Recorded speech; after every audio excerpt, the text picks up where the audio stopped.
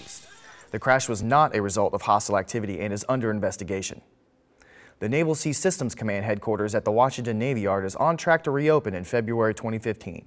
NAVSEA continues to complete its mission despite being displaced from the headquarters after the shooting on September 16, 2013.